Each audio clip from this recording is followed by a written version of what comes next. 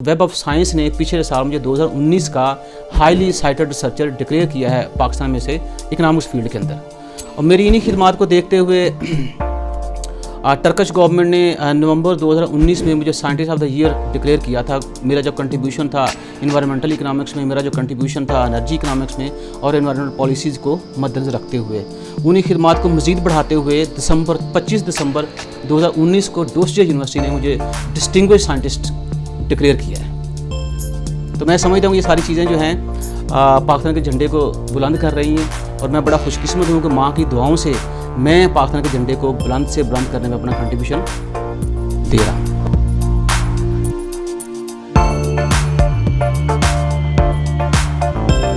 गाँव से शुरू करूँगा जहाँ से मिलकर मैंने मैट्रिक किया और बड़ी खुशी की और बड़ी तगदो की बात ये है कि मैंने जब अपना करियर शुरू किया था छठी क्लास से, तो भट्टी पोंगों से मैंने छठी, 7वीं, 8वीं, 9वीं और 10वीं मिलकर मैट्रिक जो है मैंने भट्टी पोंगों से मुकम्मल किया है।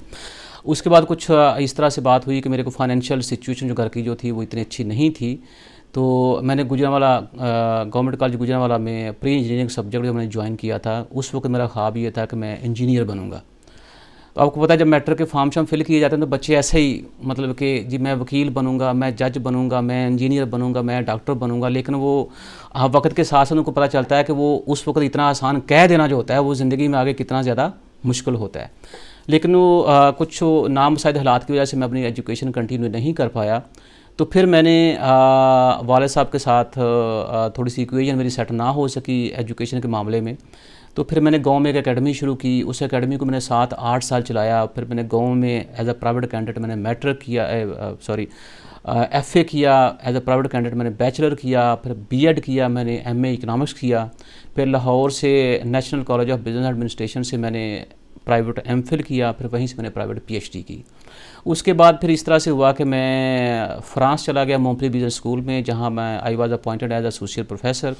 तो वहाँ से एसोसिएट प्रोफेसरशिप से पहले मैंने एक पोस्ट डॉक किया था जो PhD के बाद एक डिग्री होती है। आजकल पाकिस्तान में बड़ा शोशा है, हर PhD के लिए लाजम कर दिया गया कि पोस्ट डॉक करके वो आएँ। और मेरे ख्याल में ये अच्छी बात है कि गवर्नमेंट जो है इन चीज़ों के ऊपर सोच रही है, चलो हमारे ग्रेजुएट जो हैं वो हाई से हाई एजुकेशन जो है वो हासिल करके पाकिस्तान आएँ। तो फिर मैंने एक पोस्ट डॉक जो स्पेन से किया, फिर एक पोस्ट डॉक मैंने यूनिवर्सिटी ऑफ कैम्ब्रिज से किया। तो मैं समझता हूँ कि मेरा ख्वाब था जब मैं कभी मास्टर कर रहा था या PhD कर रहा था कि मैं काश को दिन आएगा कि मैं एटलीस्ट एक लेक्चर जो है वो कैम्ब्रिज यूनिवर्सिटी में जाकर दे सकूं। तो अल्लाह ताला की ज़ात ने, माँ की दुआओं से अल्लाह ताला की ज़ात ने ऐसे रास्ते खोले मेरे लिए कि फिर मैं कैम्ब्रिज यूनिवर्सिटी से मैंने पोस्ट डॉक भी किया और अब मैं कैम्ब्रिज यूनिवर्सिटी में शायद मैं को पहला पाकिस्तानी हूँ जो उनका सीनियर विजिटिंग रिसर्च फेलो भी हूँ डिपार्टमेंट ऑफ लैंड इकॉनमी में। तो अगर मोहम्मद की बात की जाए तो शायद ये पहला मोहम्मद है जो डिपार्टमेंट ऑफ लैंड इकॉनमी की वेबसाइट पे चले जाए। तो मोहम्मद शहबाज जो है वो पहला पाकिस्तानी है जो वहाँ पे तहकीक की सर्विसेज जो हैं वो अंजाम दे रहे हैं।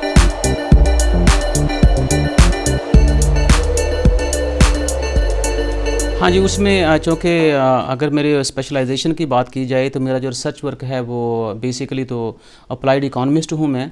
तो इकनॉमिक्स के मेरा ख्याल है कि हर फील्ड में ही मैंने काम किया सिवाय पब्लिक फाइनेंस के। मुझे नहीं पता कि वो सब्जेक्ट जो है कैसे मेरी नज़रों से इग्नोर हो गया, लेकिन मैं काम कर रहा हूँ उसके ऊपर भी। तो बेसिकली जो मेरा काम है वो एनर्जी इकनॉमिक्स के ऊपर है, एनवायरमेंटल इकनॉमिक्स के ऊपर है, डेवलपमेंट इकनॉमिक्स के ऊपर है, फिर इंटरनेशनल इकनॉमिक्स के ऊपर है। तो मॉनेटरी इकनॉमिक्स के ऊपर मैंने शुरू में काम किए थे, जो आज भी मतलब कि अप्लाइड इकनॉमिक्स रिसर्च सेंटर में मेरे जो गुरु थे, जो मेरे उस्ताद मोहतरम थे, वो मेरे लिखे हुए पेपर पढ़ाते रहे हैं। तो मुझे बड़ी खुशी है इस चीज़ की कि मेरे लिखे हुए पेपर जो हैं वो यूनिवर्सिटीज़ में कोर्स वर्क का हिस्सा बना के पढ़ाए जाते हैं। वो शायद मैंने भी काम इसीलिए अल्लाह ताला की ज़ात ने जो काम था मेरे हाथों से करवाया है। उस तरह से देखा जाए तो मैं फ़्रांस में फिर वही पहला पाकिस्तानी था जो वहाँ पे अपॉइंट हुआ था एज एसोसिएट प्रोफेसर। और मुझे अपॉइंट करने के लिए उन्होंने एक स्पेशल रिसर्च सेंटर तैयार किया था, बनाया था, जिसका नाम था centre for energy and sustainable development. So I was the chair there. तो वहाँ मैंने 3 साल काम किया था एज अ चेयर। तो मैंने सितंबर 2016 में उनको ज्वाइन किया था एज एसोसिएट प्रोफेसर। तो अल्लाह ताला की रहमत से ठीक 6 महीने बाद मैं फुल प्रोफेसर हो गया था फ्रांस में मोंपली बिजनेस स्कूल में। उसके बाद जब मेरा कॉन्ट्रैक्ट उनके साथ पूरा हो गया तो उसके बाद फिर मैंने चाइना मूव किया। उससे पहले मैं चाइना मैंने विज़िट किया था नवंबर 18 में, ताकि मैं देखूं कि चाइनीज़ मार्केट जो है वो उसमें मैं कहीं अब्ज़ॉर्ब हो पाऊंगा कि नहीं। बल्कि यही एक्सरसाइज जो थी मैंने फ्रांस जाने से पहले भी की थी। फ्रांस मैंने पहले विज़िट किया था स्कूल उनका, बल्कि उन्होंने मुझसे कहा था कि आप ऐसा करें कि आप मोंपली बिजनेस स्कूल विज़िट करें, फैकल्टी से बातचीत करें, आप यहाँ का इन्वायरमेंट देखें, अगर आपको इन्वायरमेंट वो पसंद आ जाए तो आप हमारे यहाँ आगे काम कर सकते हैं। तो यही एक्सरसाइज जी थी लेटर ऑन मैंने चाइना में की थी। तो वहाँ जब मेरी बात उनसे हुई, जब मीटिंग थी, मतलब कि 6 लोग थे जिनमें एक डीन थे, बाकी जो 5 लोग थे वो एसोसिएट डीन थे। तो उन्होंने मुझसे कुछ डिफरेंट किस्म के जो ज़ाहिर सी बात है क्वेश्चन करते हैं कि आप यहाँ पे क्या कंट्रीब्यूट करेंगे, क्या एक्सपर्टीज़ हैं आपकी, आप हमें किस तरह का देख रहे हैं। तो मेरी जो उनसे बात हुई थी, मतलब कि उनको मैंने सिर्फ एक बड़ा छोटा सा जवाब दिया था कि अगर आपके पास रिसोर्सेज हैं तो मुझे रिसोर्सेज दे दें, बाकी काम जो है वो आप अपनी मर्ज़ी का मुझे बता दें कि आपके टारगेट्स ये हैं। तो उसमें ये था कि चाइना में उन्होंने मुझे टेन्योर्ड फुल प्रोफेसर रखा। वो मतलब आजकल HEC में भी हमारे यहाँ टेन्योर और नॉन टेन्योर्ड कुछ इस तरह की टर्म्स वगैरह के ऊपर काम हो रहा है। खैर, उसके बाद ये था कि जब मैंने चाइना ज्वाइन किया था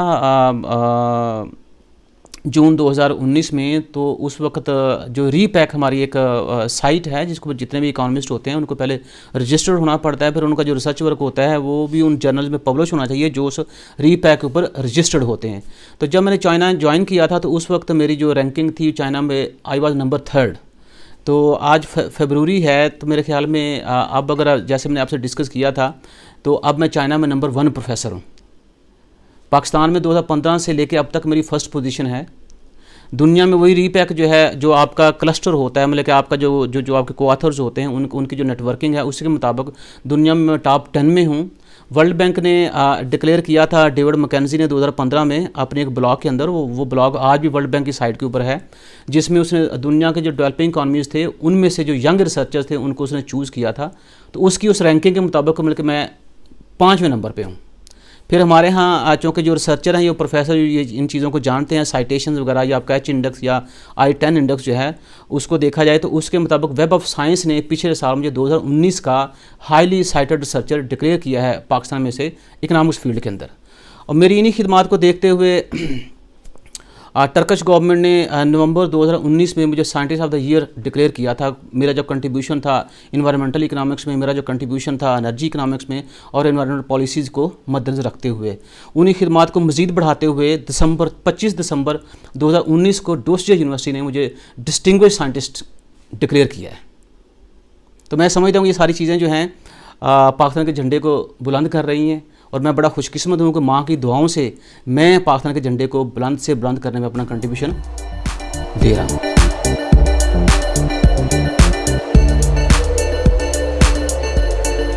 मेरे ख्याल में आपकी पूरी माशियत जो है वो नज़रअंदाज हो रही है, शोभा तो कहीं दूर की बात है। आप एग्रीकल्चर मुल्क हैं, आप ज़री मुल्क हैं आप, ठीक है जी। मुझे बताइए आपने ज़राअत में कितना काम किया? कोई काम नहीं किया आपने।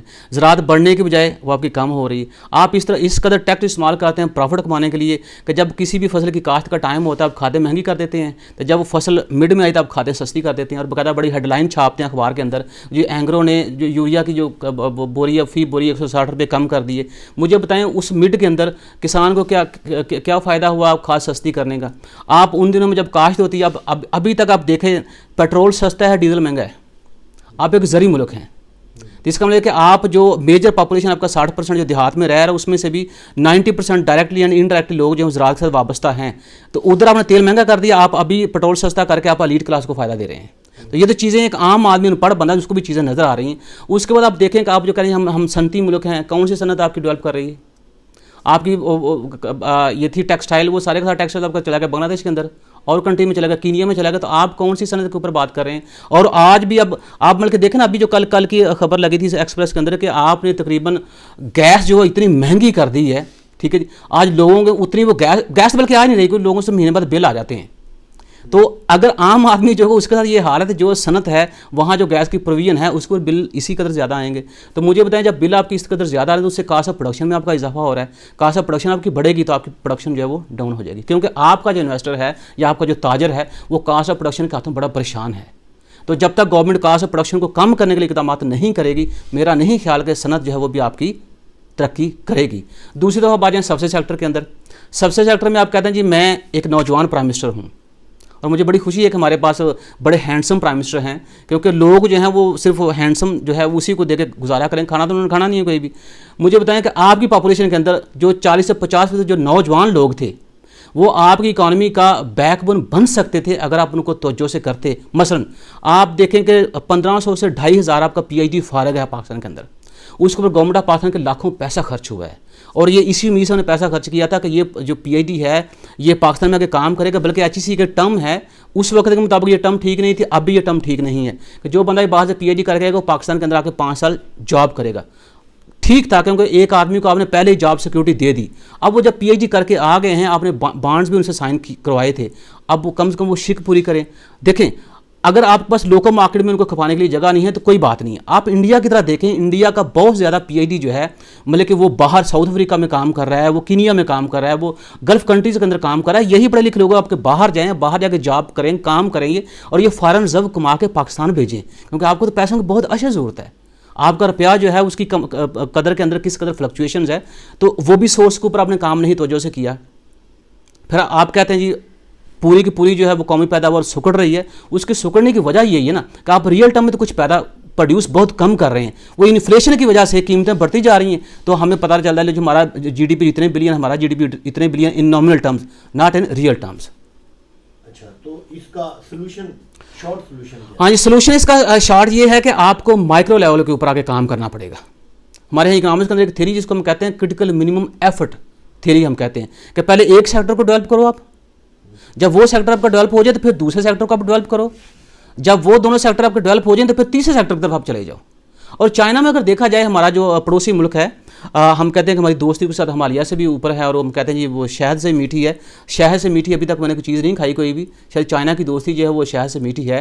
तो आप चाइना से सबक क्यों नहीं हासिल करते? जो 2 साल बाद एक मुल्क आपसे आज़ाद हुआ और आपसे तकरीबन 200 साल वो आगे चला गया है। शहर डेवलप किया, उसका दूसरा शहर उसने डेवलप किया, फिर तीसरा शहर डेवलप किया, फिर चौथा शहर डेवलप किया, और शहरों को कनेक्ट किया उसने। तो हमारे तो अभी बहुत सारे शहर आपस में कनेक्ट ही नहीं है, कोई भी रोड इंफ्रास्ट्रक्चर ही आपका इतना ज़्यादा डेवलप नहीं है। तो मुझे पता है किसी भी मुल्क की तरक्की के लिए इंफ्रास्ट्रक्चर जो डेवलपमेंट होती है बहुत ज़रूरी होती है। उसी के ऊपर ही हमने क्या किया, और उससे इंफ्रास्ट्रक्चर के अंदर आपके उससे पहले आपकी एजुकेशन आती है। अगर इस गवर्नमेंट का देखा, पिछली गवर्नमेंट में कुछ इस तरह से सिलसिला था उनका, इस गवर्नमेंट का देखा जाए तो जो जितने जब डेवलपमेंट प्रोजेक्ट्स के ऊपर कट लगाया उन्होंने, तो सबसे पहले एजुकेशन के ऊपर, फिर इंफ्रास्ट्रक्चर के ऊपर लगाया उन्होंने। और ये गवर्नमेंट तो आई इसी मतलब कि वो अलामिया के ऊपर थी कि हम आएंगे तो हम एजुकेशन को भी तरजीह देंगे, हम हेल्थ को भी तरजीह देंगे, हम इंफ्रास्ट्रक्चर जो है उसके ऊपर भी तरजीह देंगे। अच्छा, कुछ बातें